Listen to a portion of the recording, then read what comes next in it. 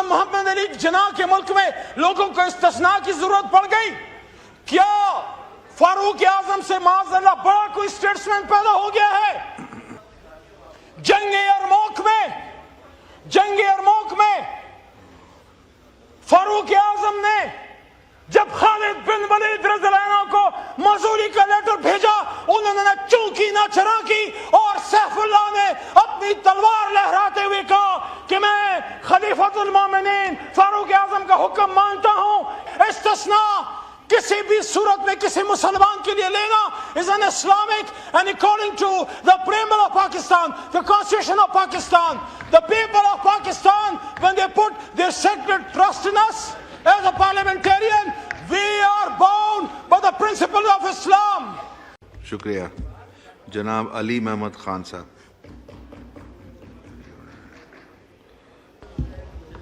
بسم اللہ الرحمن الرحیم.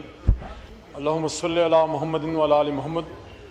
سب سے پہلے تو جو اسلام آباد کے چیری پہ حملہ ہوا ہے ان شہیدوں کے لیے اور وکلاء حضرات کے لیے، وانا میں کل اٹیک ہوا، اللہ کے کرم سے اس کو دفاع کر لیا گیا، لیکن آج جو شہادتیں ہوئی ہیں، چونکہ خود وکیل بھی ہوں اور ہم سب پاکستانی ہیں، تو اس پہ ہمارا دل دکھا ہوا ہے. اللہ ان کی مغفرت فرمائے اور اللہ ہمیں توفیق دے کہ اپنے ملک کو ہم محفوظ کر سکیں. جہاں تک 27ویں آئینی ترمیم کا تعلق ہے، اس پہ اچھا زئی صاحب کہہ رہے ہیں کہ دعا کیجیے گا، تو ان شہیدوں کے لیے دعا کرتے ہیں. ربنا اغفر لی ولوالدی وللمؤمنین یوم یقوم الحساب اللہم اغفرہم وارحمہم ولا تعذبہم وانک انت الغفور الرحیم. اللہ ان کی مغفرت فرمائے اور جو پاکستان کا دشمن ہے اللہ اس کو نیست و نابود کرے. 27ویں آئینی ترمیم کے حوالے سے میں دو چیزوں پہ بات کروں گا. میٹر کہ اس میں ہے کیا، سبسٹنس اور پروسیجر کہ کس طریقے سے ہوا. بعض اوقات آپ کی اگر نیت اچھی ہو اور کوئی آپ ٹھیک بھی کام کرنا چاہ رہے ہو، لیکن طریقہ کار پہ اگر آپ صحیح نہیں کرتے اس پہ سوال اٹھتے ہیں. نیتوں کا حال تو اللہ کو پتا ہے. انما الاعمال بالنیات، ہمیں نہیں پتا آپ کے سینوں میں کیا ہے، آپ کے اس میں کیا ہے، لیکن جس طریقے سے ہو رہا ہے، جس طریقے سے پاکستان کے آئین میں ترامیم ہو رہی ہیں، اس پہ بندہ یہی کہہ سکتا ہے کہ وائے ناکامی، متائے کارواں جاتا رہا، کارواں کے دل سے احساس زیاں جاتا رہا.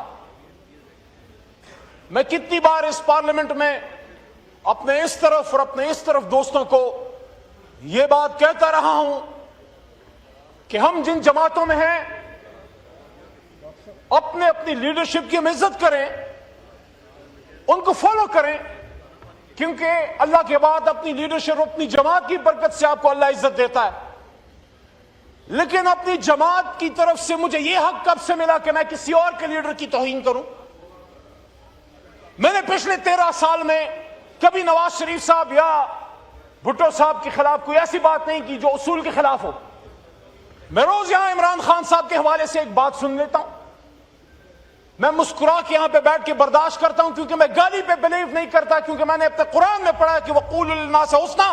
لیکن میں نے اپنے اساتذہ کرام سے یہ سنا ہے اور ان سے سیکھا ہے کہ جب موقع آئے تو پھر گالی کا جواب دلیل سے دیا کرو. میں نے خود اپنے ان کانوں سے سنا اور میں نے دیکھا، میں اس وقت وکالت کا طالب علم تھا کہ میں نے محترمہ بے نظیر بھٹو شہید صاحبہ کو یہ کہتے ہوئے سنا کہ جب سپریم کورٹ، ویسے سپریم کورٹ کو ہم نے گھنٹہ گھر بنا دیا، ہر کوئی اس کو بجاتا رہتا ہے. جب سپریم کورٹ پہ حملہ ہوا تھا، ڈوگر کورٹس بنی تھی، میں نے بے نظیر صاحبہ کو یہ کہتے سنا، پیپلز پارٹی کے دوستوں سے مخاطب ہوں، جیالوں سے مخاطب ہوں، آپ کی اور ہماری بی بی شہید نے کہا کہ ہم اپنے سپریم کورٹ، اپنے چیف جسٹس کے گھر پہ پاکستان کا جھنڈا لہرائیں گے. کہا تھا کہ نہیں کہا تھا؟ یہ میں نے کبھی نہیں سوچا تھا کہ ان کی اپنی جماعت سپریم کورٹ کے چیف جسٹس کے گھر سے وہ عزت کا جھنڈا اپنے ہاتھ سے اتارے گی. میرے دوستو، جناب ڈپٹی سپیکر صاحب، آپ تو پرانے جیالے ہیں، آپ کے اور ہمارے ایک سیاسی لیڈر نے جن اصولوں کی خاطر پھانسی گھاٹ پہ پھانسی کے بندے کو چوم کے گلے سے لگایا، اس آئین کو آج اس کی جماعت پھانسی گھاٹ پہ چڑھائے گی، یہ میں نے کبھی نہیں سوچا تھا۔ تو ادھر ادھر کی نہ بات کر، یہ بتا قافلہ کیوں لٹا؟ مجھے رہزنوں سے گلا نہیں، تیری رہبری کا سوال ہے۔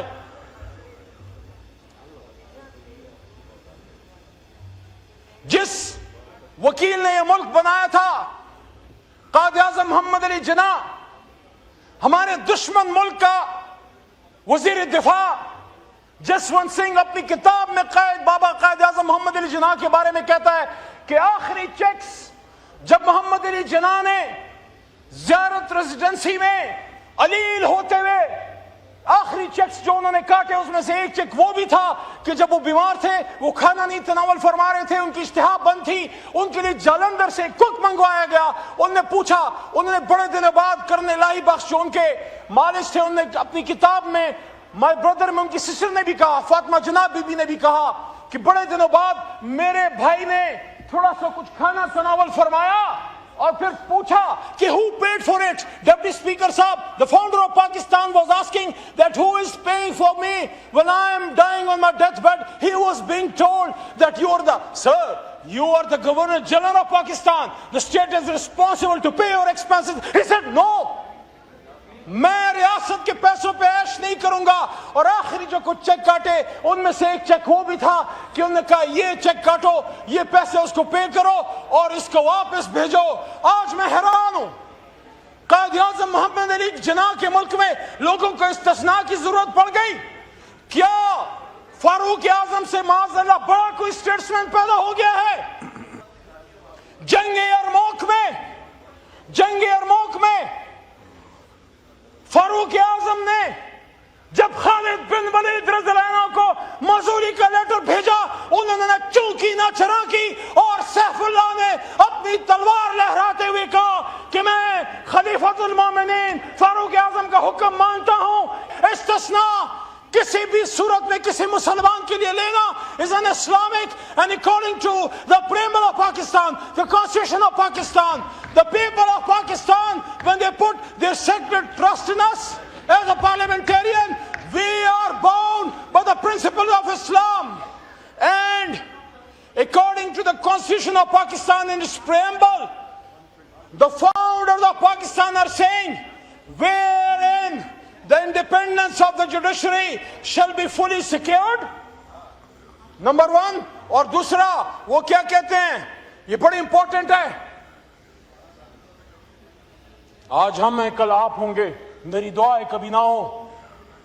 ہم اگر ان کرسیوں پہ آئے، آپ کے ساتھ اگر یہ کسی نے کیا جو آج ہمارے ساتھ ہو رہا ہے، وہاں سے کوئی نہ بولے علی بولے گا، کیونکہ علی کا نام، علی کا کام بولنا اور کھڑا ہونا ہے۔ Wherein the principles of democracy, freedom, equality, tolerance, and social justice, as enunciated by Islam, shall be fully observed. My Deputy Speaker صاحب، Honorable شاہ صاحب، آپ سے مخاطب ہوں۔ یہ جو ترمیم ہم کرنے جا رہے ہیں، 27ویں ترمیم، this is against the preamble of the Constitution of Pakistan. کسی میں ضرورت نہیں ہے کہ قرارداد مقاصد کے خلاف جائے، اور یہ آئین قرارداد مقاصد کے خلاف کیسے جا رہا ہے؟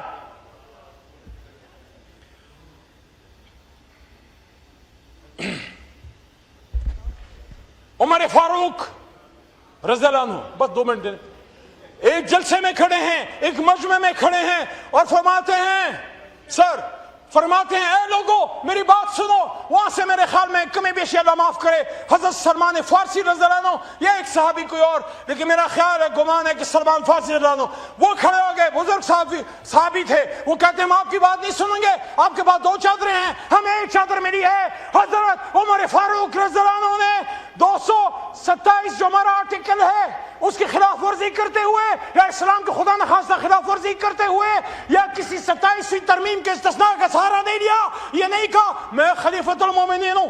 میرے بارے میں حضرت محمد مصطفیٰ صلی اللہ علیہ وسلم نے فرمایا کہتے ہیں میرے بعد اگر کوئی نبی ہوتا تو عمر ہوتا. لوگوں لیکن سنو, نبوت کا دروازہ بند ہے, میں تو وہ ہوں. عمر رضی اللہ عنہ جب ایک راستے سے گزرتے تھے شیطان چلا جاتا تھا. انہوں نے یہ نہیں کہا مجھ سے تمہاری جرات, تم مجھ سے سوال کرتے ہو. انہوں نے کہا نہیں میں جواب دوں گا. اور پھر کہا عبداللہ کو بن عمر رضی اللہ عنہ کو کیا آپ جواب دو. اور انہوں نے فرمایا کہ میرے والد محترم حضرت عمر فاروق کو 2 چادریں اس لیے دی ہیں کہ ان کا قد مبارک اونچا ہے, ان کا سینہ مبارک براڈ ہے, ایک چادر سے ان کا کپڑے نہیں بنتے, تو میں نے بطور بیٹے اپنے ایک چادر ان کو ہدیہ کی ہے. تو یہ چادر کا اتنا بڑا اعزاز ہے, اتنا بڑا مقام ہے, لیکن اس کا بھی جواب اچھے صاحب دینا پڑا ہمارے اکابرین کو. اور جب جواب دیا تو پھر صحابی کا بھی جواب سنیں. وہ کہتے ہیں اب آپ حکم کریں, یہ سر بھی حاضر ہے. یہ ہم کس طرح چل پڑے میرے دوستو. کون ہے اس پاکستان میں جو اپنی پاک فوج کو مضبوط دیکھنا نہیں چاہے گا؟ سلطان صلاح الدین ایوبی رحمہ اللہ کا قول ہے, وہ کہتے ہیں اگر اپنے غدار کو نہیں پہچانتے تو دیکھو جو جنگ کی حالت میں تمہاری فوج کو ٹارگٹ کرے وہ غدار ہے. اب ہر کوئی اپنا دیکھ لے. ہماری جماعت کا جو بیس لائن پالیسی ہے وہ جناب عمران خان صاحب نے ہمیشہ یہ دی کہ ملک بھی میرا ہے اور فوج بھی میری. کسی کو عمران خان سے ڈرنے کی ضرورت نہیں ہے. استثناء مستثناء مت مانگو, وہ اتنا چھوٹا آدمی نہیں ہے کہ تم سے بدلے لے گا. وہ بدلہ لینے نہیں, ریاست کو چلانے آئے گا انشاءاللہ.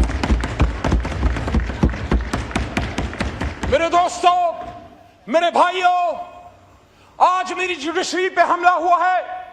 میں ایک وکیل ہوں, میرے وکیل یونیفارم میں آج اسلام آباد میں خون میں لت پڑے ہیں. لیکن یہ پہلا حملہ تو نہیں. جب جسٹس منیر کی نظریہ ضرورت آئی, جسٹس منیر تو چلا گیا, لیکن this nightmare comes and haunts us every decade after decade. 1997 میں سپریم کورٹ پہ صرف ایک جسمانی حملہ ہوا تھا. آج جو حملہ ہوا ہے میرے بھائیوں, میرے دوستوں, اگر اس ملک میں جوڈیشری مضبوط نہ رہی, یاد رکھنا کسی کو جائے امان نہیں ملے گی. کیونکہ حضرت علی فرماتے ہیں رضی اللہ عنہ کہ کفر کا نظام چل جاتا ہے لیکن ظلم کا نظام نہیں چلتا. میں آپ سے پوچھنا چاہتا ہوں, جب ایک جج کو سیکورٹی آف ٹینر نہیں دو گے, جب ایک جج کو یہ نہیں پتا ہوگا کہ میں اگر کسی طاقتور کے خلاف فیصلہ دوں گا تو اس کے بعد مجھے نوکری سے معزول نہیں کر دیا جائے گا یا میری بدلی نہیں کر دی جائے گی, وہ کیوں کھڑا ہوگا؟